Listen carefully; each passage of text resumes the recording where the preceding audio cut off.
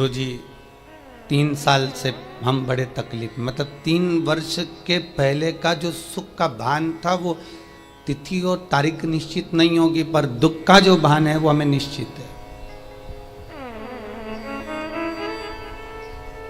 हम 2 साल से परेशान, हम 1.5 साल से परेशान, हम 1 साल से परेशान, हम 6 महीने से, हम 3 महीने से, हम 4 महीने से। अर्थात भगवान ने जो सुख दिया हमने उसका स्मरण ज्ञात नहीं किया कि उसने सुख दिया कितना।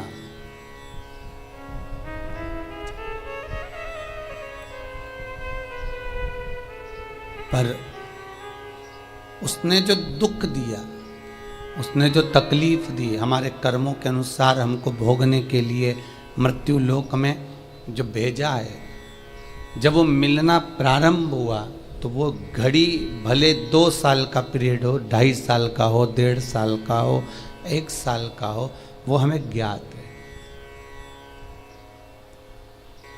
अब एक बात अपनी जिंदगी में उतार लीजिए, जब सुख का समय नहीं रहा तो दुख का समय रहेगा क्या? वो भी तो खसकेगा, वो भी तो जाएगा, वो भी तो समाप्त होगा।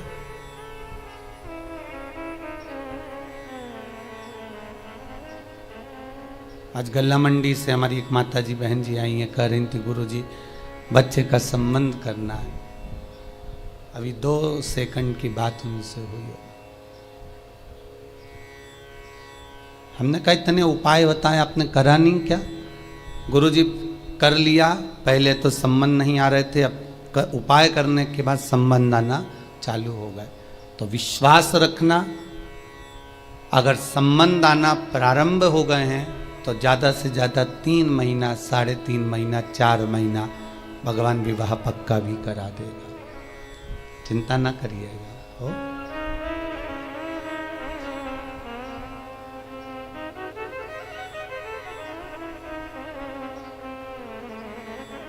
इस व्यासपीठ से जितने उपाय पुराणों के, स्कंद पुराण, लिंग पुराण, नर्मदा पुराण, शिव महापुराण,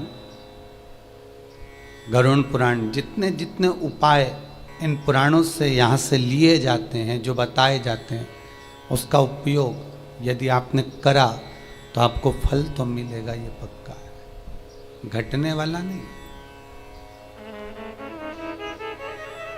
उसका सुख, उसका आनंद आपको प्राप्त जरूर होगा। तो जब सुख का समय हमारा मान लो नहीं रहा तो फिर दुख का समय क्यों रहेगा?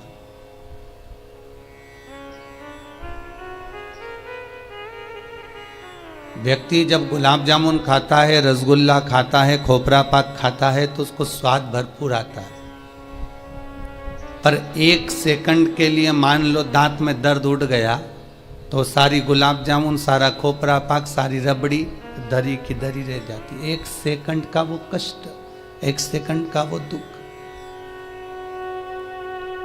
हमको हिला देता।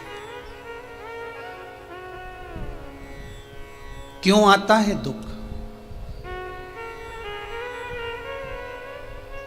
फिर निवेदन करूंगा, भगवान से नहीं डरना मत डरो, वेद पुराणों से नहीं डरना मत डरो, धर्म और शास्त्रों से नहीं डरना मत डरो, घर के माता पिता से नहीं डरना मत डरो, घर के बुजुर्गों से नहीं डरना मत डरो, गुरु और शिष्यों से नहीं डरना मत डरो, किसी परमात्मा से नहीं डरना मत डरो, पर शास्त्र कहता है अपने कर्मों से जरूर डरना, क्योंकि कर्म का भोग तो परमात्मा को भी भोगना पड़ता है।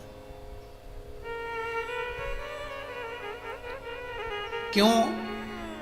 दुख की घड़ी मनुष्य के जीवन में आती जरूर है। ऐसा कोई मानव इस पृथ्वी पर नहीं जन्मा जिसको दुख ना मिला। अगर मेरे परमात्मा भगवान विष्णु राम बनकर जन्मे हैं तो उनको भी मृत्यु लोक में आकर अगर सुख देखा है तो दुख भी देखना पड़ा। अगर मेरे कृष्ण इस पृथ्वी पर प्रगटे हैं, जन्म लिया है, तो अगर उन्होंने सुख देखा है तो दुख भी झेलना पड़ा है।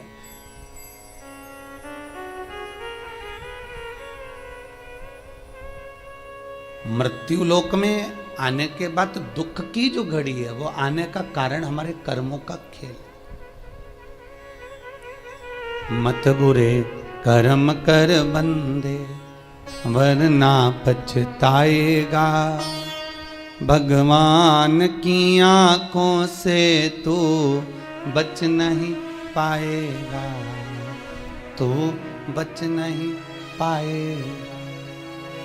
कर्म का भोग भोगना है।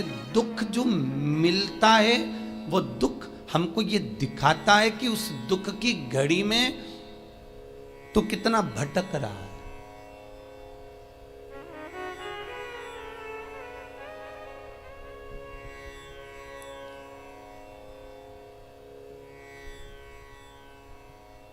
एक दुख की घड़ी में तू कितना भटक रहा है। तेरा कोई दुख आया तो तूने सबसे पहले जाकर परिवार वालों से कहा मुझे ये तकलीफ है, थोड़ा पैसे की जरूरत है, 1-2 लाख दो ना जरा। परिवार वालों ने नहीं दिया। कुटुंब कबीले के पास गया, उन्होंने नहीं दिया। रिश्तेदारों से कहा, उन्होंने नहीं दिया। दूसरों से कहा, नहीं दिया। दुख की घड़ी ये पहचान कराती है कि तेरे जीवन में कौन तेरा है। और अंत में वो दुख की घड़ी में ये भान हो जाता है, ये ज्ञात हो जाता है कि संसार सब मिथ्या, एक केवल परमात्मा ही हमारा साथी हो सकता है।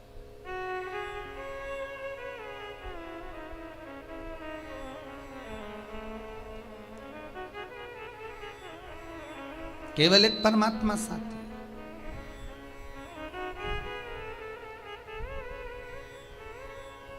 दुख की घड़ी में आपसे निवेदन है, अगर थोड़ा दुख भी आ जाए तो जिसका तुमने भजन कराए, जिसको 1 लोटा पानी चढ़ाया है, जिसको आपने बेलपत्र चढ़ाई है, जिसको शमी पत्र चढ़ाया है, जिसको आपने चंदन लगाया है, जिसको आपने पंचामृत स्नान कराया है, जिसको आपने भोग लगाया है, उससे एक बार दिल से जाकर कहना जरूर कि मेरी जिंदगी में मुझे तकलीफ बहुत आ गई। जिस ठाकुर का भजन करो, जिस राम का भजन करो, जिस कृष्ण का भजन करो, उससे जाकर विनती जरूर करना कि जीवन में मुझे ये दुख ने घेर।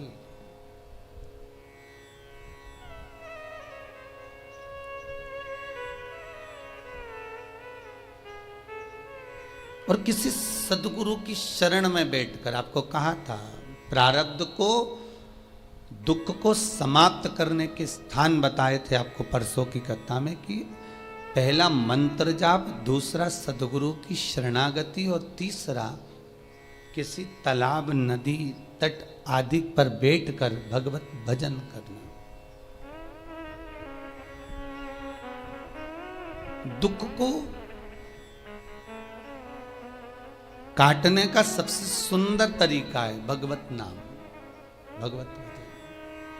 किसी सतगुरु की शरण में जाकर निवेदन कर कर, सतगुरु से कहकर ये जरूर मन से कहना कि बाबा कुछ कृपा हो जाए।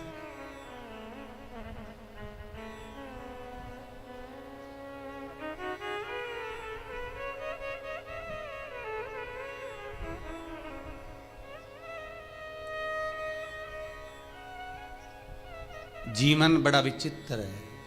इस विचित्र मानव के शरीर में एक दिन में मनुष्य कई बार अपने जीवन को पलट लेता। कई बार इस मानव के शरीर में परमात्मा भी प्रवेश करता है तो दानव भी प्रवेश करता है। इस मानव के शरीर में कहीं अगर असुर भी प्रवेश कर रहा है तो देव भी प्रवेश करता है। ये मानव का शरीर है।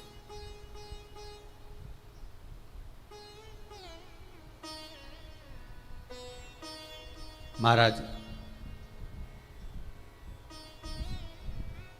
एक बार नंदी को देखकर लंकाधिपति रावण जो हंसा, उसमें नंदी का कुछ नहीं बिगड़ा है।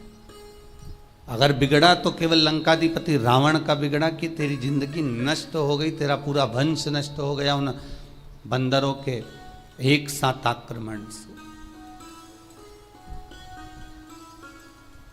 इसमें नंदी का कुछ नहीं बिगड़ा। अगर दुनिया के लोग आपको कष्ट दे रहे हैं, दुनिया के लोग आपको दुख दे रहे हैं, दुनिया के लोग आपके ऊपर उंगलियां उठा रहे हैं, दुनिया के लोग आप पर अपशब्द कर रहे हैं, दुनिया के लोग आप पर ताने दे रहे हैं, तो इसमें आपका कुछ नहीं बिगड़ना है, बिगड़ना उसका है जो कह रहा है।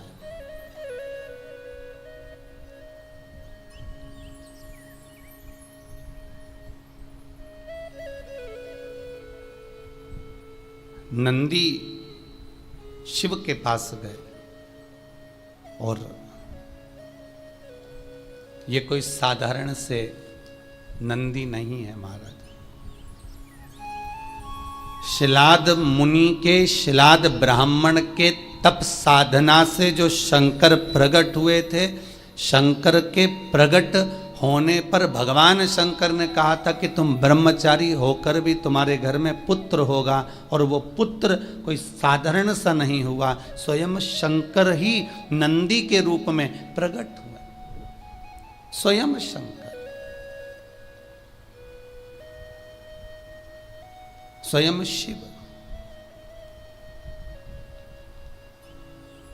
और शंकर जब नंदी के रूप में प्रकट हुए तो एक भ्रम उत्पन्न हो जाता है कभी कभी कि नंदी की तो अल्पायु थी, नंदी कल कथा में था कि अल्पायु है, और अल्पायु है तो शंकर तो अजर और अमर है, फिर ये नंदी को अल्पायु कैसे कर दिया? तो भगवान शिव कहते हैं कि भक्त की परीक्षा लेने के लिए भगवान कुछ ना कुछ ऐसा क्रम छोड़ देता है जिसके कारण भगवान का भगत मार्ग से डोल जाए।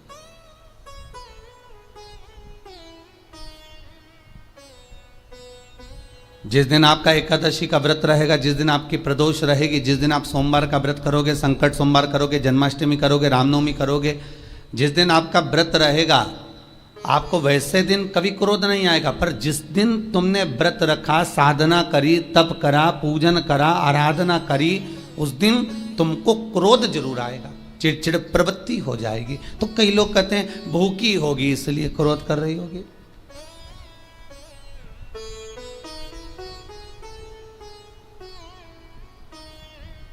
कई लोग कहते हैं कि भूख लग रही होगी इसलिए चिड़चिड़ प्रवृत्ति हो गई होगी। नहीं नहीं भाई, भूख से उसका कोई ताल्लुक नहीं है, क्योंकि रोज कोई जरूरी है कि वो इतना खाती हो कि नहीं खाती हो, कभी कभी तो दिन भर भूखी रह जाए तो भी क्रोध नहीं है।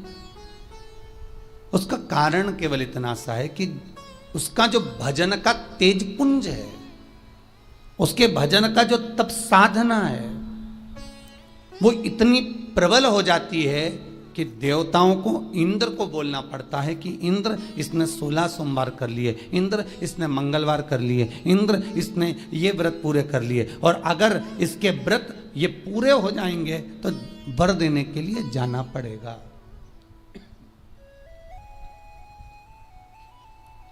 अगर इसके व्रत पूरे हो गए तो आशीर्वाद देने के लिए जाना पड़ेगा। इसके व्रतों को खंडित कर दिया जाए। तो व्रत को खंडित करने का सबसे सुंदर तरीका देवताओं के पास है कि जिस दिन व्रत हो, 2-3 व्रत अच्छे निकलते हैं और एक व्रत में इतना क्रोध आ जाता है कि सारा करा धरा पानी फिर जाता है। देवता क्रोध दिलाते हैं। फिर क्या करना? तो शास्त्र कहता है कि जिस दिन आपका व्रत है उस दिन एक काम जरूर करना कि भगवान का मंत्र जाप कर कर, भगवान का स्मरण कर कर, कटोरी में जल लेकर, पात्र में जो जल रखा हो, पूजन पाठ करते समय, स्मरण करते समय वो जल का पान अवश्य करें।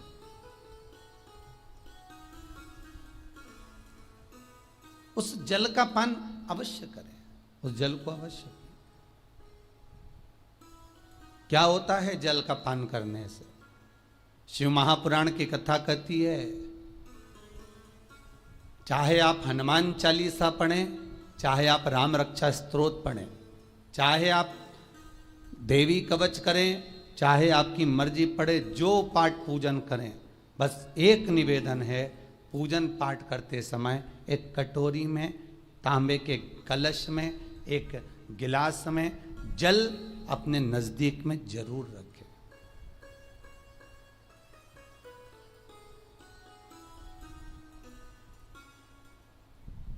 क्या होगा उससे? आप जितना पाठ करेंगे, आप जितना पूजन कर रहे हैं, आप जितनी आराधना कर रहे हैं, आप जितनी साधना कर रहे हैं, आप जितना तप कर रहे हैं, आप जितना हनुमान चालीसा, दुर्गा चालीसा, राम रक्षा स्तोत्र, यमुना अष्टक, गोवर्धन चालीसा, जो भी आप जप रहे हैं, जो भी आप सर्वोत्तम जी का पाठ करें, आप जिस भी पाठ को कर रहे हैं, उस पाठ को करते समय अगर जल तुम्हारे पास में रखा हुआ है, तो तुमने जब पाठ किया तो उसका जो तात्विक अंश है वो जल के अंदर जाएगा, और वो जल जब हम ग्रहण करेंगे तो हमारा जीवन आनंदित हो जाए। पहले के संतों को उठाकर देखिए, पहले के साधुओं को उठाकर देखिए, पहले के तपस्वियों को उठाकर देखिए। साधु सन्यासी तपस्वी जहां पर तप करते थे, उनके पास में कमंडल में जल रखा रहता था।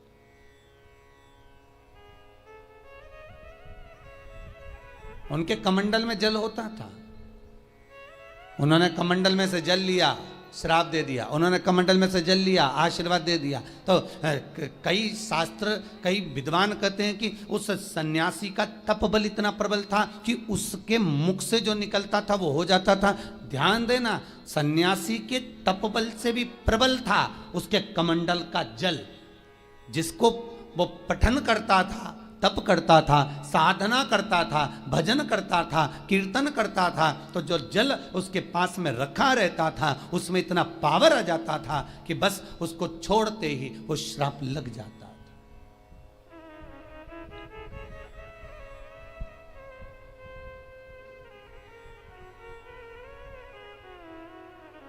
किसी मंदिर में जाए, किसी देवालय में जाए, किसी तीर्थ में जाए, उस मंदिर का जल, तीर्थ, उस मंदिर का कुंड का आनंद भाव लिया जाए। भाई, भारत की भूमि पर जितने मंदिर हैं, भारत की भूमि पर जितने तीर्थ हैं, सारी नदियाँ, कुंड, तालाब, छोटे छोटे सरोवर, बावड़ियाँ, ये सब मंदिर के पास में ही क्यों बनवाए गए?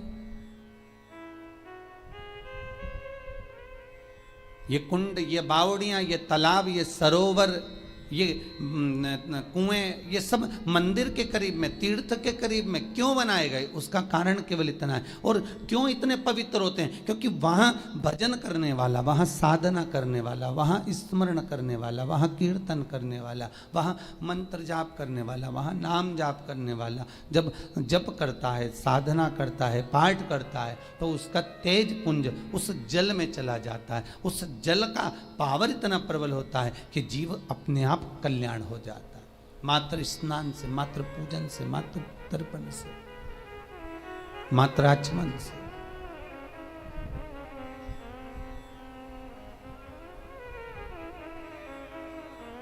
शिव महापुराण तो यहां तक कहती है कि आप शंकर भगवान को जल चढ़ाएं, थोड़ा सा जल पात्र में रख लें।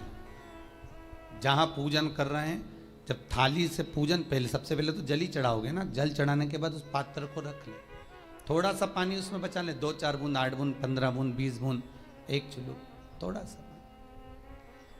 भगवान शिव की आराधना करी आपने, दिया बत्ती करा, पूजन करा, आराधना करी, मंत्र जाप करा, घंटी का नाद करा, और भी लोग आए, उन्होंने भी भगवान का नाम लिया।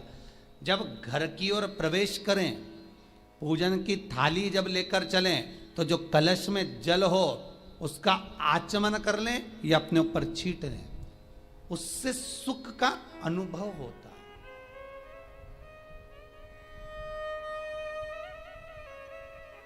है। स्कंद पुराण कहती है मनुष्य के जीवन के दुख को समाप्त करने में जल की परिभाषा प्रबल है।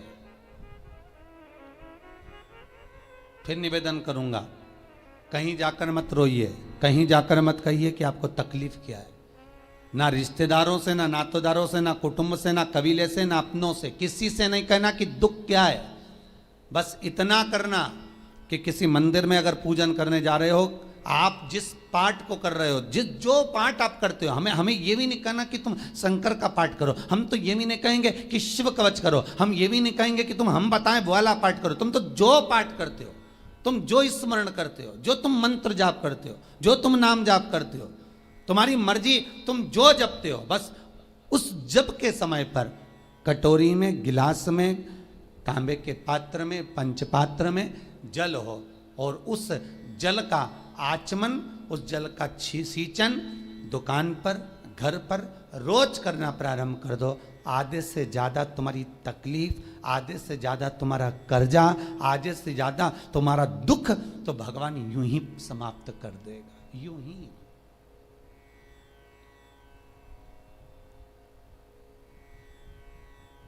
हम जल कौन सा सींचते हैं भगवान? अपनी दुकान पर पानी कौन सा छोड़ते हैं?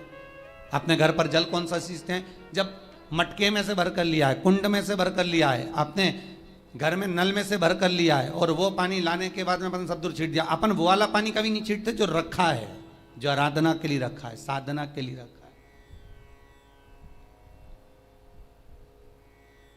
जो भगवत स्मरण के लिए रखा है। हमने वो नहीं छीटा, हम तो भर कर लाए और छीट दिया। अरे भाई, बहुत दुख है, बहुत तकलीफ है, बहुत कष्ट है, कहीं मत भटको। जिससे तुम्हारी अच्छी पटे उसका स्मरण कर कर, उसका भजन कर कर, उसका कीर्तन कर कर, उसका नाम जाप कर कर। हम तो ये भी कहते हैं कि तुम जो भजन कर सकते हो, तुम जो स्मरण कर सकते हो, तुम्हारी चित्तवृत्ति में जो आता हो तुम वो करना। हम भी बताएं तो भी मत करना। तुम्हें अच्छा लगे तो करो, नहीं लगे तो तुम जो कर रहे हो बहुत अच्छा करो, तुम उसको जप।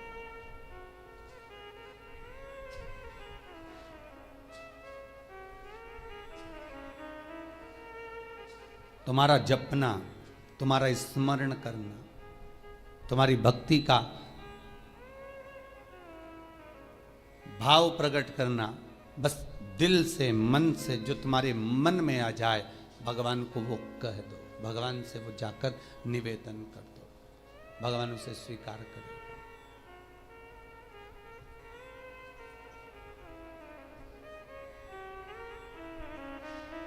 तीन, मृदा। मृदा मतलब मिट्टी, 3 जगह की, बहुत प्रबल होती है महाराज। सांब पुराण के अंतर्गत वर्णन किया इसका।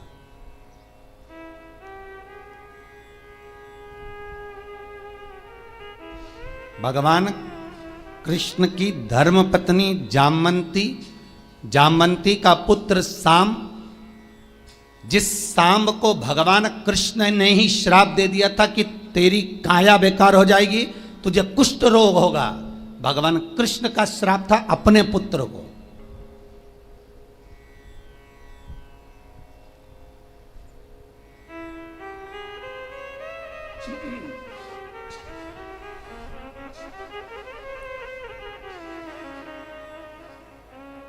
भगवान कृष्ण ने स्वयं अपने पुत्र को श्राप दे दिया था, सांब को, सांब पुराण में वर्णन। और भगवान कृष्ण के पुत्र, जामवंती के पुत्र सांब ने फिर सूर्य की आराधना करी थी, सूर्य का स्मरण करा था।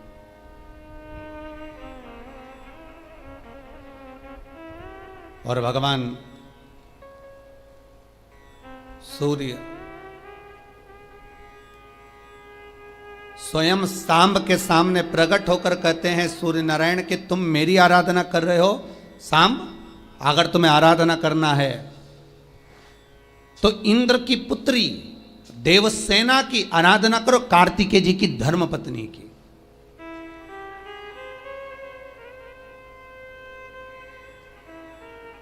ये उत्तर भारत के जो लोग हैं ये पूजन करते हैं दीपावली के बाद में छठ की पूजन, छठी। बिहार साइड में, यूपी साइड में, इधर सबसे ज्यादा पूजन होती है छठ की। कौन सी माता है ये? छठ है। कौन सी माता? छठ। जितने लोग पूजन कर रहे हैं उनको भी ज्ञात नहीं है कि ये छठ की पूजन होती क्यों है, ये माता है कौन सी। ये छठ माता कोई दूसरी नहीं है, कार्तिकेय जी की धर्म पत्नी देवसेना है जिसकी पूजन होती है छठी के रूप में। उगता सूरज और डूबता सूरज का अर्घ होता है। सबसे पहली छठ पूजन किसने करी थी? भगवान कृष्ण के पुत्र सांब ने करी थी। सांब पुराण कहती है सबसे पहली छठ पूजन। क्योंकि सांब का शरीर बेकार हो गया था। भगवान कृष्ण की शरण में सांब पड़ गया। पिताजी आपने मुझे श्राप दिया है, क्योंकि गलत भाव हो गया था, गलत दृष्टि हो गई। पर पिताजी क्षमा कर दीजिए। पहले भी आपको कहा, फिर कहता हूं, माता पिता ये वो गुरु हैं जो क्रोध भी करते हैं तो नम्र भी होते हैं, और आपके हित के लिए कहते हैं, दूसरे के लिए नहीं, आपका हित हो। माता पिता अपने खुद के हित की तो बात ही नहीं करते, और उनको हित से मतलब भी नहीं रहता। उन्होंने तो तुम्हारे लिए करा जो कुछ करा, सब कुछ कमाया किसके लिए? तुम्हारे लिए। अब तुम्हारी मर्जी, तुम या तो जोड़ो या फिर छोड़ो। ये मन तुम्हारा है, ये वृत्ति तुम्हारी। भगवान कृष्ण के पास में जामवंती जी बैठी हुई थी, तो सामने आकर कहा, पिताजी मुझसे गलती हो गई, बहुत बड़ी गलती, क्षमा कर दीजिए। भगवान कृष्ण ने कहा, तुम सूर्य की आराधना करो। सूर्य की आराधना करी तो सूर्य कहते हैं, तुम इंद्र की पुत्री देवसेना की आराधना करो। और कार्तिकेय जी महाराज की धर्म पत्नी देवसेना की जब आराधना सांब ने करना प्रारंभ करी, सूर्य को उगते को और डूबते को जब नमन करना प्रारंभ करा, अर्घ देना प्रारंभ करा, जल में खड़े होकर सांब तप साधना में डूबा रहता, सूर्य का स्मरण करता, देवसेना का स्मरण करता, तो देवसेना वहां प्रकट हुई। देवसेना ने कहा, मैं भगवान की छठी कला हूं, मैं भगवान देवताओं की छठी कला हूं, इसलिए जगत में मैं छठी के नाम से पूजी जाऊंगी। और सुन ए सांब, तूने मेरी आराधना करी है, मृत्यु लोक में जो मेरी आराधना करेगा वो जगत का सारा सुख भोगेगा, और तू भी चिंता मत करना, तू भी सर्व सुख भोगेगा, सर्व सुख।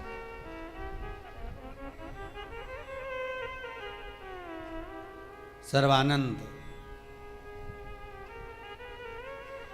तो यहां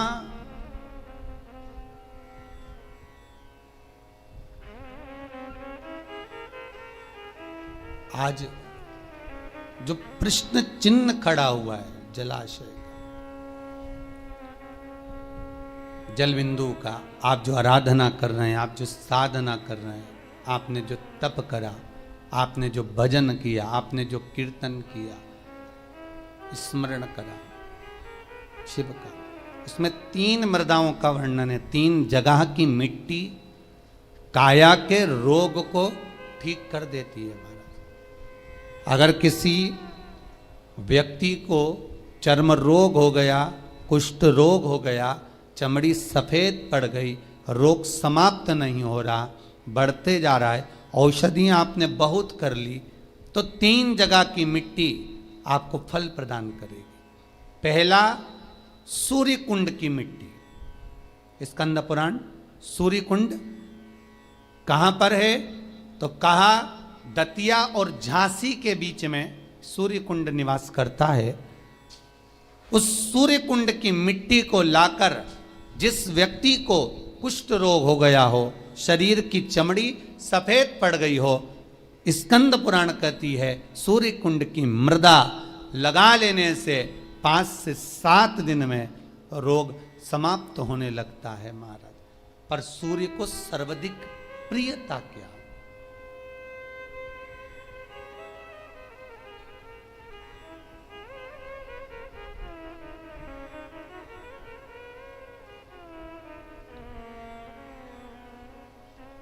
सर्वाधिक प्रियता सूर्य को क्या? क्योंकि सूर्य तपता है, तो उस तपन को मिटाने के लिए सूर्य देवता के शरीर पर गाय का घृत मला जाता है।